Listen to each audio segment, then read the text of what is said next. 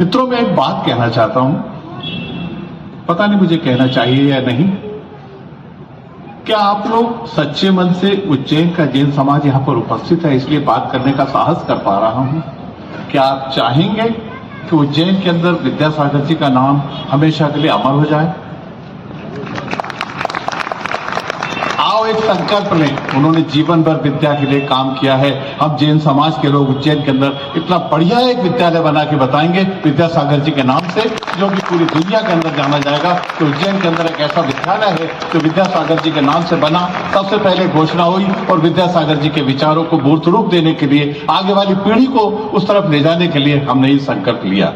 क्या मेरी बहनें ये संकल्प को मंजूर करती हैं? कह भर देना,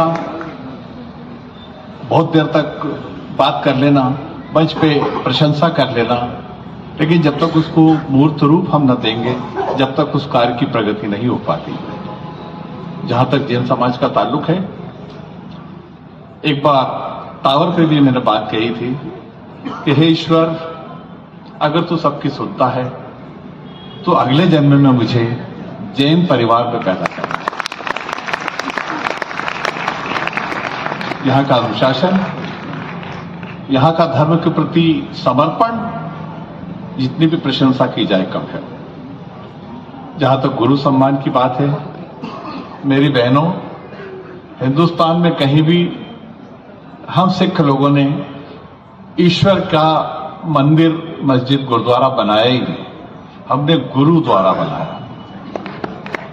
बात को शायद आप समझ पाए होंगे कि हमने गुरुद्वारे बनाए हैं, अर्थात हम गुरु की इतनी पूजा करते हैं कि वही हमें ईश्वर से मिला सकता है। इसलिए गुरु जी को मैं पुनः नमन करता हूं।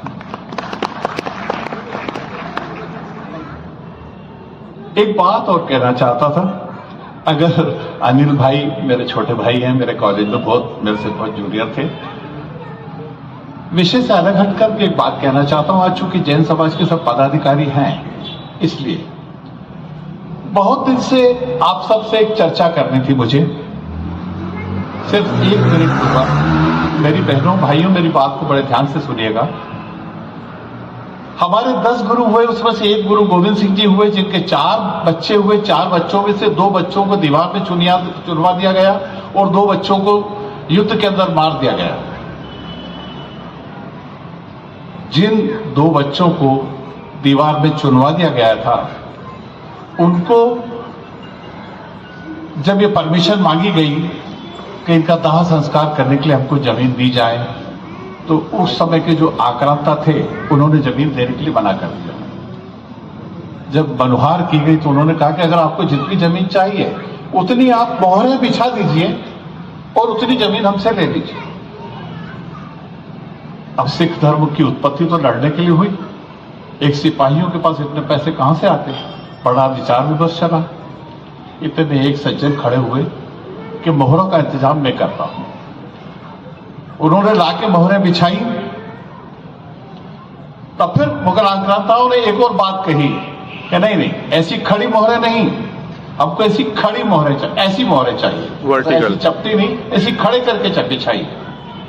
और वो बेचारे बड़े पेशोपश में फिर पुनः घर गए, फिर और सोने की मोहरें लेकर आए और 3-4 मोहरें, जब वो मोहरें ऐसी खड़ी कर रहे थे तो 3-4 मोहरें कम पड़ी।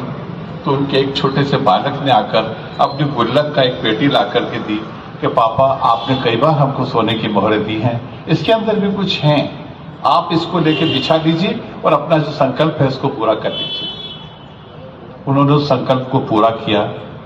आज भी दुनिया के इतिहास के अंदर इतनी महंगी जमीन कभी नहीं बिकी जो गुरु गोविंद सिंह जी के बच्चों को दाह संस्कार करने के लिए दी। आप नाम नहीं पूछना चाहेंगे कि वो व्यक्ति कौन है?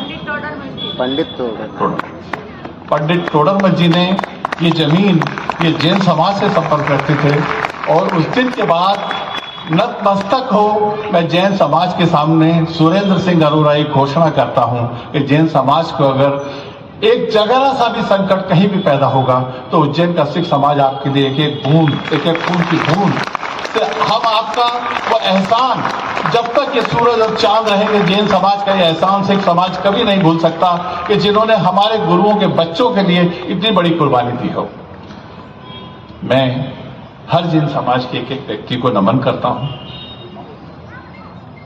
और कोशिश ये करेंगे कि जब जब जैन समाज, मैंने अभी थोड़ी देर पहले जो ये कहा था कि मैं जैन समाज में अगली दुनिया में अगर अगली बार कहीं पैदा हूं तो जैन समाज में हूं, उसके पीछे कारण ये है कि मैं सिख समाज, हिंदुस्तान का सिख समाज, विश्व का सिख समाज आप सबका ऋण कभी नहीं उतार पाएगा।